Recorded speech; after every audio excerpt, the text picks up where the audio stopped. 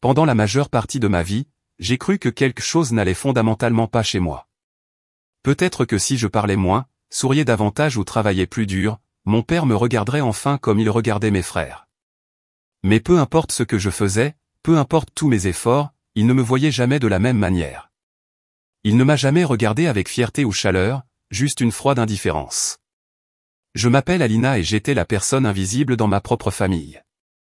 Mon père, Richard, n'était pas du genre à crier ou à faire des crises de colère. Il n'en avait pas besoin. Son silence en disait long. Quand j'ai ramené des œufs à la maison au collège, tout ce qu'il a fait a été de me faire un rapide signe de tête, presque indifférent. Mais lorsque mon frère Jake a réussi un cours où il avait échoué, mon père lui a donné une fière tape dans le dos et a dit « C'est mon garçon ». Je n'avais que 12 ans lorsque j'ai réalisé pour la première fois la cruelle injustice de tout cela. C'était la fête des pères. J'avais passé des heures à créer la carte parfaite pour lui, en la décorant de paillettes, d'autocollants et d'un poème que j'avais moi-même écrit. Mon cœur débordait d'espoir lorsque je le lui tendis après le dîner. Il y jeta un coup d'œil pendant une seconde, marmonna un rapide « merci » et se remit à regarder le match.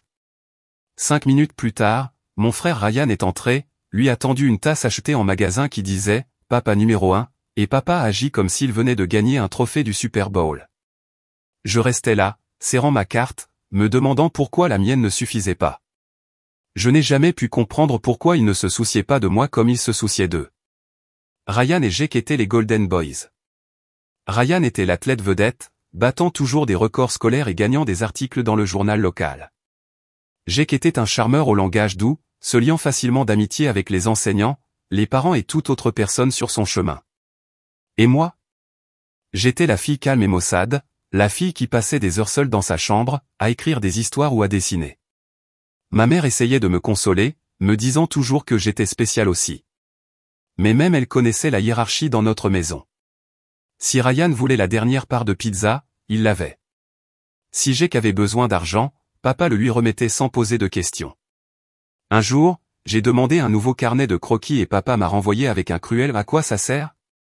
Tu arrêteras à mi-chemin, comme tout le reste. » Cela l'a blessé plus profondément qu'il ne le saura jamais.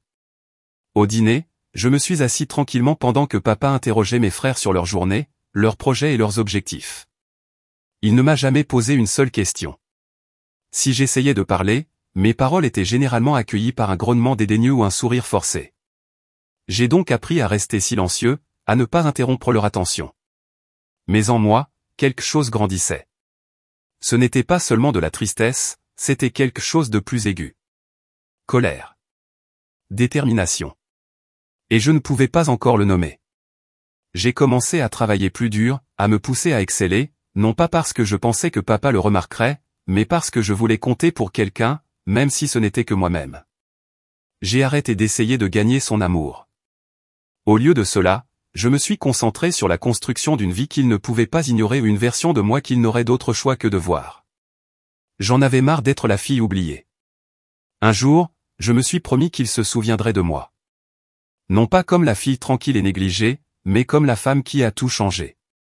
Si vous étiez entré dans notre maison pendant les vacances, cela aurait ressemblé à une parfaite publicité familiale américaine. Des rires résonnèrent dans la cuisine. Mes frères ont lancé un ballon de football dans le jardin. Papa était assis, souriant, une bière à la main. Mais je savais mieux. Je savais ce que ça faisait de n'être rien de plus qu'un bruit de fond dans la bande-annonce de quelqu'un d'autre. Jake et Ryan sont nés pour briller.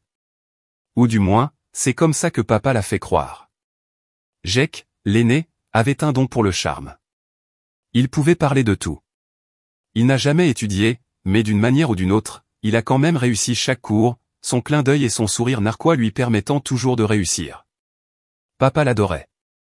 Ils avaient des blagues intérieures, des chapeaux de pêche assortis et une poignée de main qu'ils avaient créés quand Jake avait 10 ans. Je me souviens d'une fois, je les ai regardés depuis le couloir pendant que Jake montrait fièrement à papa une idée d'entreprise griffonnée sur une serviette. Papa le regardait comme s'il venait de découvrir un remède contre le cancer. Ajoute un garçon, dit papa en lui donnant une tape dans le dos, tu as le cerveau d'un leader. Ryan, le plus jeune, était l'athlète en or. Des trophées de football garnissaient ses étagères et papa assistait à chaque match, beau temps, mauvais temps, criant depuis les coulisses comme un fier entraîneur de lycée. Après que Ryan ait marqué le but gagnant, papa a organisé une véritable fête dans la cour pour célébrer, barbecue, musique, voisins invités. Et j'étais là aussi, bien sûr, pour dresser les assiettes, nettoyer. Moi. J'ai reçu une petite reconnaissance une fois lorsque j'ai été accepté dans le programme spécialisé. Juste une fois. Pas de fête. Pas de dîner. Pas d'applaudissements. Juste une phrase passagère au petit déjeuner, entre deux bouchées de pain grillé. Honneur, hein? C'est sympa. Et c'était tout. J'ai travaillé tard dans la nuit, j'ai étudié plus dur que quiconque, j'ai accepté des emplois à temps partiel pour pouvoir payer des cours supplémentaires. J'ai obtenu des certificats, des récompenses discrètes et même une bourse. Mais rien de tout cela n'a jamais semblé avoir d'importance. Mes réalisations n'ont jamais brillé aux yeux de papa comme ceux de Jake et Ryan. Lors des dîners de famille, papa rayonnait de fierté en parlant de la nouvelle start-up de Jake, le camp d'entraînement d'Orion. Je mentionnais mon stage dans une entreprise prestigieuse, et il hochait la tête, puis revenait rapidement à Jake ou Ryan. Quoi qu'il en soit, disait-il, Jake, parle-leur de cette réunion avec les investisseurs. Le message était clair, c'était l'événement principal, et moi juste l'entracte. Mais le plus douloureux n'était pas que mes frères n'aient pas remarqué mes difficultés. Ils n'étaient pas cruels avec moi. Ils adoraient les projecteurs. C'était mon père.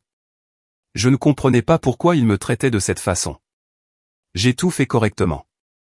J'étais serviable, indépendant et j'ai réussi. Pourtant, rien n'a fonctionné. Je me suis dit de laisser tomber.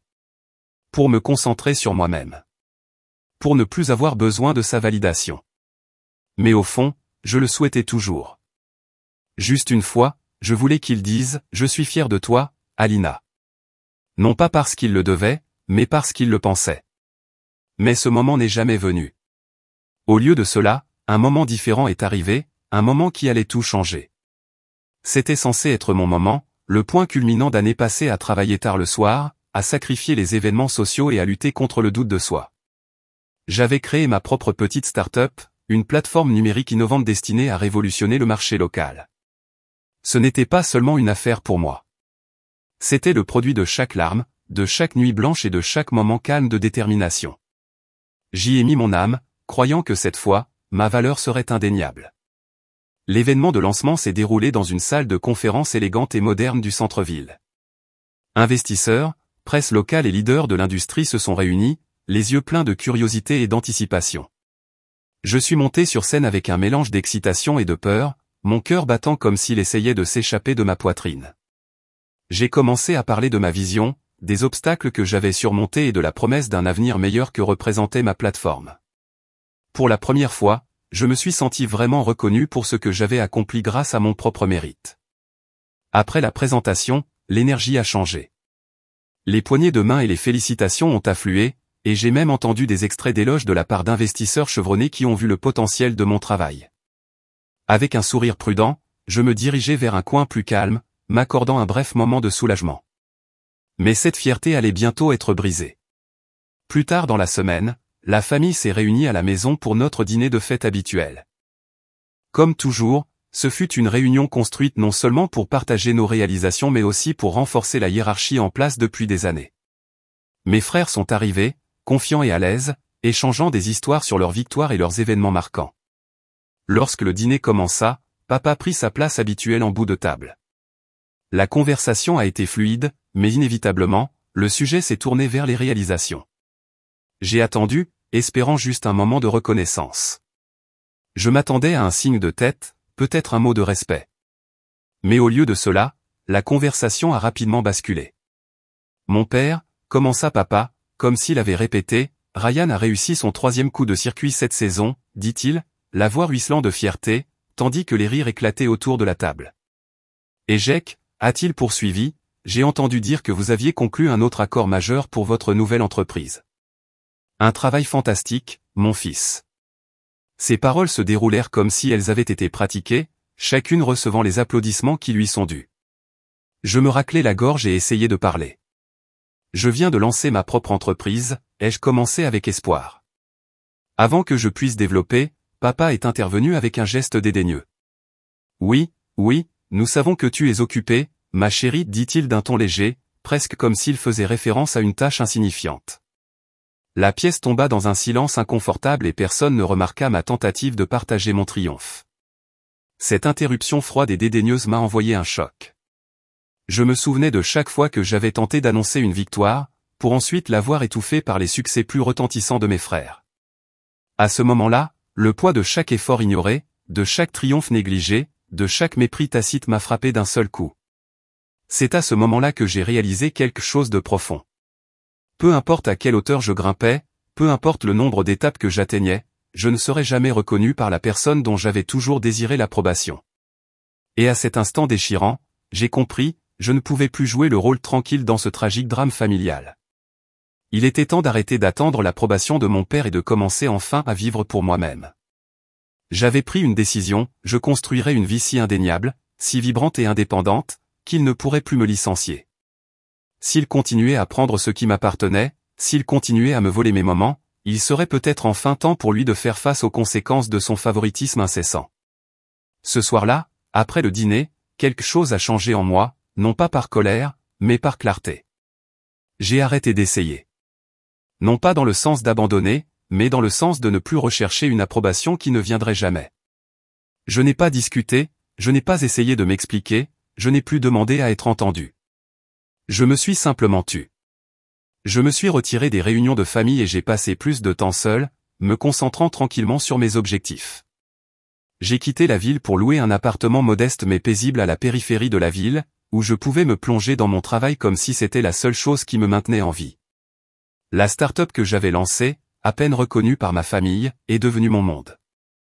Ce n'était pas facile au début. L'entreprise ne payait pas beaucoup et il y avait des jours où le dîner se composait uniquement de toast et de café instantané. Pour rester à flot, j'ai entrepris des projets indépendants, jonglant avec plusieurs emplois. Il y avait des nuits où j'étais assis sous mon bureau, les larmes coulant silencieusement, me demandant si j'étais vraiment fait pour ça. Mais derrière chaque doute, il y avait une étincelle de détermination, une étincelle de quelque chose de plus profond. Personne ne m'applaudissait, personne ne m'encourageait. Mais pour la première fois de ma vie, je construisais quelque chose pour moi-même. J'ai appris à corriger les bugs, à rédiger des arguments, à faire face aux refus de front et à poursuivre les clients avec une fin que seule une personne négligée pouvait vraiment comprendre. Parfois, je parcourais les réseaux sociaux, regardant Jake lors de conférences d'affaires avec papa, ou Ryan affichant fièrement un autre trophée, sous-titré avec l'éloge de la fierté de la famille. La piqûre familière refait surface, comme une vieille blessure, mais je refuse de la laisser m'arrêter. Au lieu de cela, je respirais profondément, je fermais l'application et je me recentrais sur mon travail. Mon succès ne viendrait pas des applaudissements. Cela viendrait de la persévérance. J'ai grandi en silence. Pas de mise à jour flashy, pas de newsletter familiale, juste de longues nuits, des efforts inébranlables et un client occasionnel qui dit « Vous êtes le seul à réellement écouter ce dont nous avions besoin ». Ces mots signifiaient plus pour moi que n'importe quel éloge que mon père aurait pu offrir, car ils étaient réels. Après un an de travail acharné, l'entreprise a commencé à prendre de l'ampleur. Notre base d'utilisateurs s'est élargie. Un investisseur de niche l'a remarqué et a injecté des capitaux de démarrage dans l'entreprise. J'ai embauché une petite équipe composée de gens qui, comme moi, savaient ce que c'était que d'être sous-estimés. Ensemble, nous avons construit quelque chose d'incroyable. Pourtant, je suis resté silencieux. Je n'ai pas envoyé de mails de vacances ni me suis présenté à des événements familiaux avec des histoires de réussite à partager. Je les ai laissés supposer que j'étais toujours la même fille vivant en arrière-plan. Et ça me convenait très bien. Mais à l'intérieur, tout changeait. Ma posture est devenue plus confiante. Ma voix est devenue plus ferme. Je n'avais plus peur de prendre de la place. Je n'avais pas besoin de leur validation. J'avais trouvé mieux, je m'étais trouvé moi-même. Pour la première fois, j'ai pris des décisions sans hésiter. J'ai acheté ma première voiture tout seul. J'ai signé le bail pour un espace de bureau élégant avec des baies vitrées. J'ai tout fait sans que personne ne dise « bon travail ». Je suis devenu la femme que j'avais autrefois rêvé de devenir, celle que mon jeune moi pensait qu'elle devait être pour eux. Mais maintenant, je le faisais pour moi. Et dans tout ce silence, je construisais quelque chose de bien plus puissant qu'une carrière. Je construisais la liberté. Je me souviens encore de la première fois où je suis passé devant un miroir sans broncher. Mon reflet ne ressemblait plus à la fille oubliée. Elle ressemblait à quelqu'un qui s'était battu pour sortir de l'invisibilité, quelqu'un qui avait créé sa propre vie. Ce n'était ni bruyant ni flashy. C'était une force tranquille, du genre qui ne demande pas à être vue, mais qui ne peut être ignorée. Bientôt, ils ne pourront plus m'ignorer. Pas après ce que j'allais faire. Je n'étais pas rentré à la maison depuis presque 2 ans, ni pour les anniversaires, ni pour les vacances, ni même pour les appels téléphoniques obligatoires. Le silence entre nous était devenu réciproque. Personne n'est venu me voir et je ne m'y attendais pas. C'est ce qui arrive lorsque vous êtes oublié, vous vous sentez à l'aise avec votre propre absence. Mais cette année, j'ai fait un choix. J'ai répondu à l'invitation annuelle au dîner de la fête des pères. Aucune explication. Aucun suivi. Juste un simple « je serai là » dans le chat du groupe familial. Les réactions étaient un mélange d'émojis et de silence passif. Je pouvais presque ressentir la gêne à travers l'écran.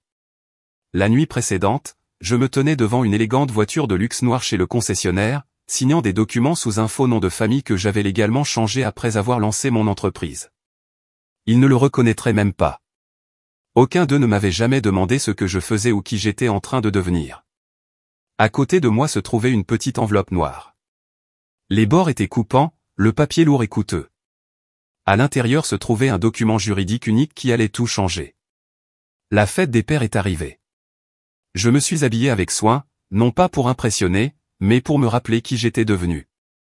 La confiance rayonnait de chaque centimètre de tissu, la puissance émanait de chaque pas que je faisais. Lorsque je suis arrivé dans l'allée, le moteur a ronronné comme un avertissement. Mes frères et sœurs étaient déjà là, trinquant et riant sur la terrasse. Papa était en bout de table, un large sourire, un verre à la main, le patriarche favori jouant son rôle à la perfection.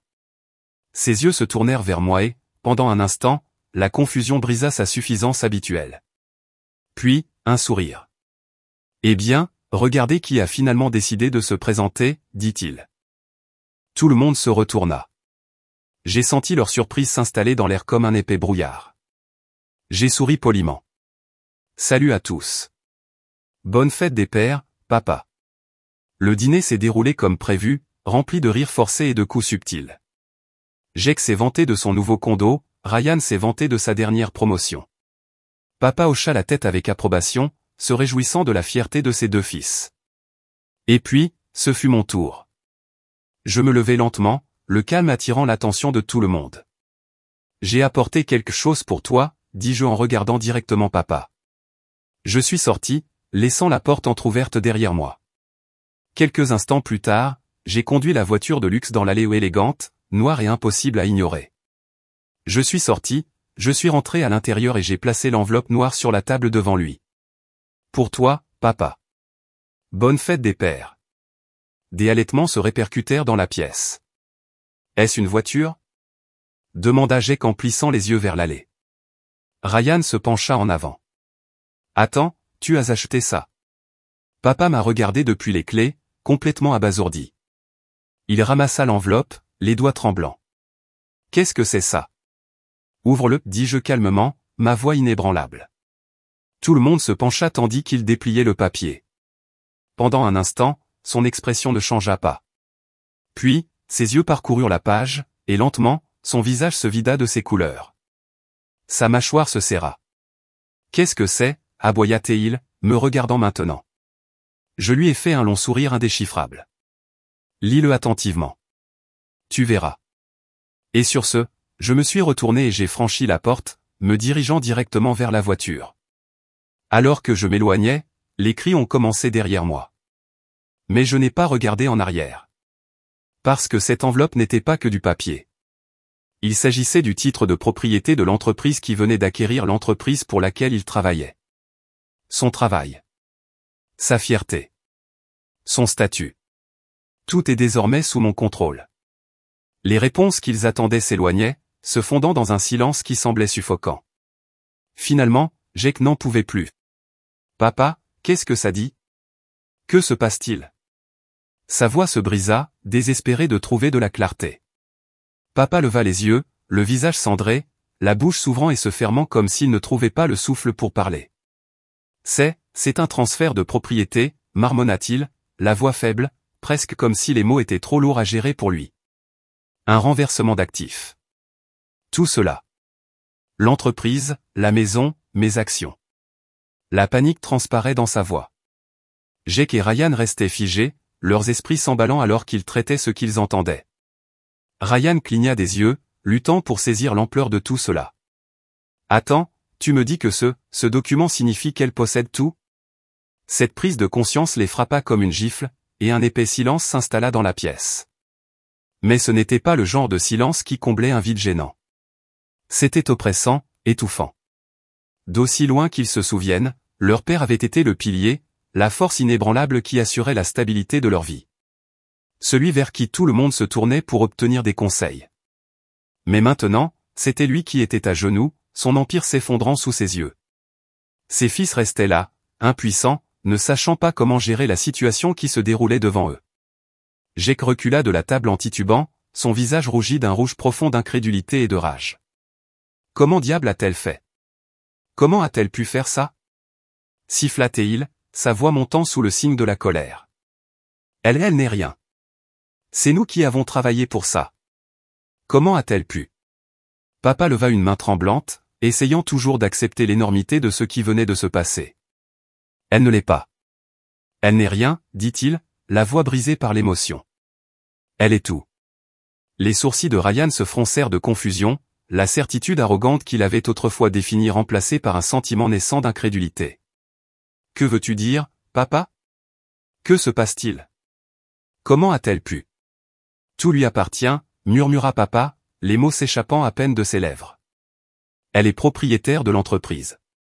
Elle est propriétaire de la maison. Tout ce pourquoi j'ai travaillé, c'est à elle maintenant. Les mots flottaient dans l'air comme une condamnation à mort, chacun plus lourd que le précédent. Les deux fils, qui considéraient autrefois leur père comme le roi de leur monde, se retrouvèrent désormais confrontés à une réalité si incompréhensible qu'ils pouvaient à peine respirer. Ils ne l'avaient jamais considérée comme une candidate. Pour eux, je n'étais que l'ombre, l'oublié, celui qui n'était jamais assez. Mais maintenant? Désormais, c'était moi qui détenais tout le pouvoir. Je ne comprends pas, dit Jake, sa voix maintenant tremblante. Comment a-t-elle pu? Quand est-ce arrivé? Pourquoi ne le savions-nous pas? Le regard de papa rencontra enfin le leur, son visage gravé de défaite. Elle ne voulait pas que tu le saches. Elle n'avait pas besoin de te le dire. Elle n'a pas besoin de nous. Ryan recula d'un pas, essayant de se stabiliser. Mais comment a-t-elle obtenu tout cela? Comment? Demanda-t-il, sa voix montant de frustration. Elle n'a rien demandé, répondit papa, la voix froide, dénuée de chaleur. Elle vient de le prendre. La pièce resta immobile, le poids de la trahison se posant comme une pierre sur chacun d'eux. L'ascension tranquille et calculée qui avait eu lieu dans ma vie était désormais indéniable. Pour la première fois, mes frères ont été contraints de se confronter à la réalité à laquelle ils étaient restés aveugles pendant si longtemps. Je n'étais pas l'échec qu'ils avaient toujours cru que j'étais. J'étais celui qui avait travaillé en silence, sans applaudissements, sans reconnaissance et désormais, tout ce sur quoi ils s'appuyaient, tout ce autour duquel ils avaient construit leur monde, était à moi. Papa poussa un long soupir irrégulier, sa voix à peine audible. Elle est plus intelligente que je ne le croyais, marmonna-t-il, le regret et la panique étant clairs dans ses mots. Et je ne pourrai jamais revenir en arrière. La peur et la panique étaient inscrites sur leur visage, mais pour moi, c'était le début de quelque chose de nouveau. C'était le début de ma prise de la place qui me revient dans le monde non pas en tant que fille oubliée, pas après coup, mais en tant que femme qui avait mérité sa place et le respect qu'elle méritait. Je n'ai pas regardé en arrière en sortant de cette maison. Le poids que je portais depuis si longtemps, le besoin constant de faire mes preuves, la soif de validation qui ne viendrait jamais a finalement disparu. Je l'avais fait, non pas parce qu'il m'avait reconnu, mais parce que je m'étais reconnu moi-même. Mon téléphone vibrait de messages. La famille se démenait, essayant de comprendre ce que j'avais fait, pourquoi j'étais parti si soudainement et ce que signifiait ce document. Ils étaient sous le choc, surtout mon père. Mais je m'en fichais. Je leur avais déjà pris tout ce dont j'avais besoin, le pouvoir de me débrouiller seul, de m'éloigner de tout ce dont je pensais avoir besoin. Je n'étais plus la fille qu'ils ignoraient. Je n'étais pas la fille qu'ils pouvaient contrôler ou renvoyer. J'étais désormais ma propre personne, libérée des chaînes de leurs attentes. La soirée avançait et je savais qu'ils étaient probablement toujours assis là, à regarder ce journal, essayant de donner un sens à tout cela. Mon père, qui avait toujours rejeté mes efforts, comprendrait enfin de quoi j'étais capable. Mais il serait trop tard. Toutes ces années de négligence, à me traiter comme un pis-aller, l'avaient finalement rattrapé. La maison ne serait plus jamais la même. Le rapport de force avait changé. Je n'étais plus celui qu'il pouvait manipuler ou ignorer.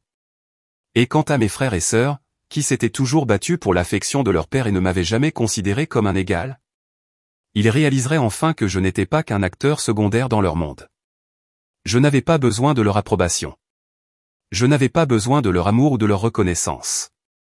J'avais construit ma vie, une vie qui ne dépendait pas d'eux. J'ai réussi, indépendant et en paix. Et quand je me suis regardé dans le miroir, j'ai vu quelqu'un qui s'était battu pour sa place dans le monde.